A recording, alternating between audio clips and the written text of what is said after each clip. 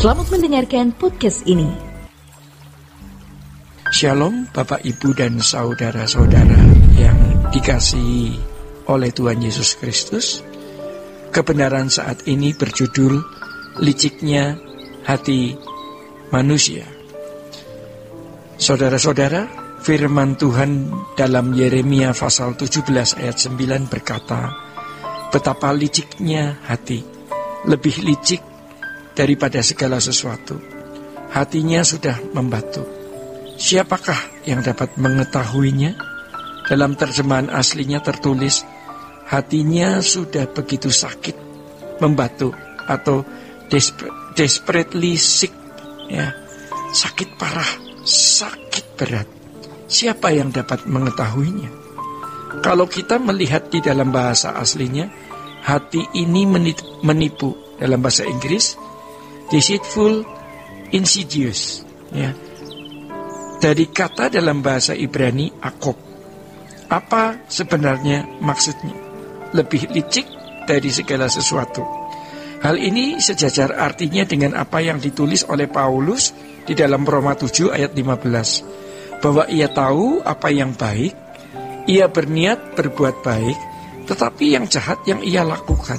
Di dalam Roma pasal 7 ayat 15, firman-Nya mengatakan, sebab apa yang aku perbuat, aku tidak tahu. Karena bukan apa yang aku kehendaki yang aku perbuat, tetapi apa yang aku benci, itulah yang aku perbuat. Dan itu juga dikatakan di dalam Galatia 5 ya, ayat 17. Dalam perjuangan untuk mencapai kesucian standar Allah, suatu saat kita akan menemukan dua pribadi di dalam diri kita. Kita seakan-akan memiliki pribadi ganda. Satu sisi kita serius untuk hidup berkenan di hadapan Allah, serius untuk hidup suci, dan ada saat di mana kita benar-benar merasa rohani.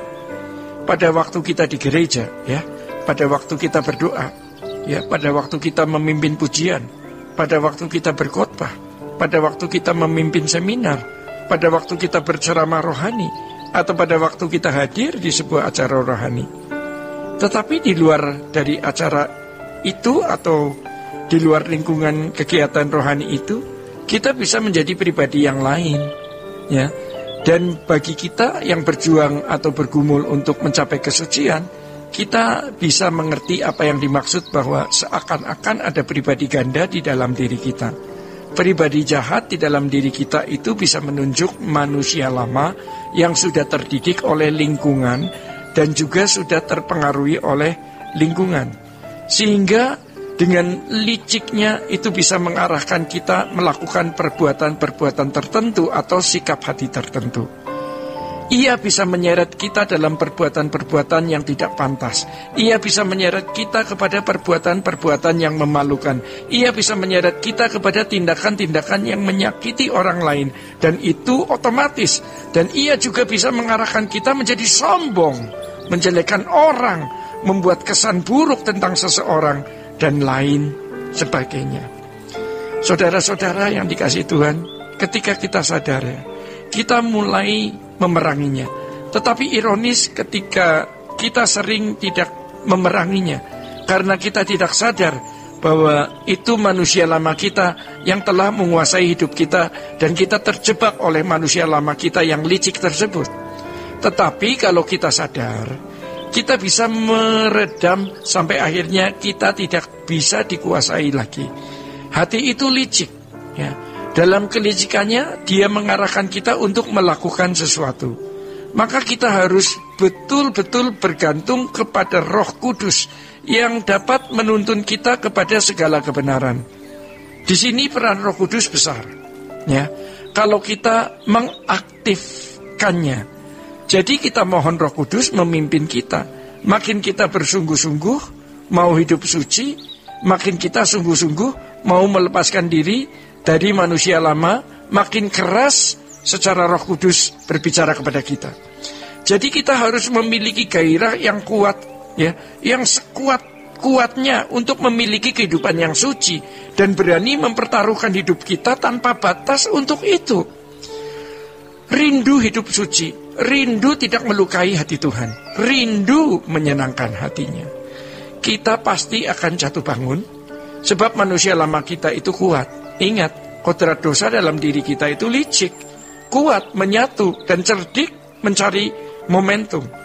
Kalau kita membiarkan terus-menerus manusia lama kita mendominasi, maka kita tidak akan pernah mengerti perasaan Allah.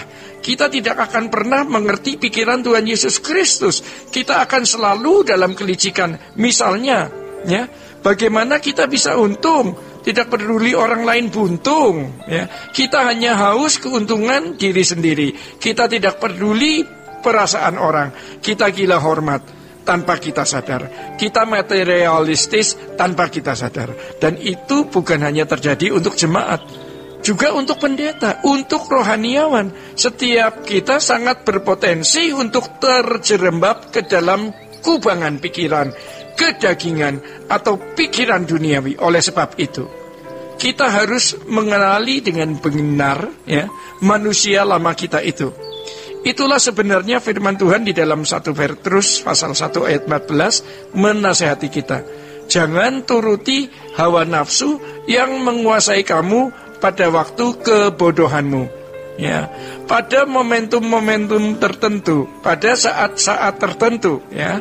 Mari kita minta petunjuk Tuhan. Kita minta Tuhan penuhi kita dengan Roh Kudus. Kita tidak dapat jalan sendiri. Kita mohon Tuhan menuntun kita. Kalau kita tetap menjaga pikiran, perasaan Allah, ya, kita akan terus lebih menyadari manusia lama kita yang mau mendominasi hidup kita. Demikian, saudara-saudara, kebenaran saat ini. Sola Gracia.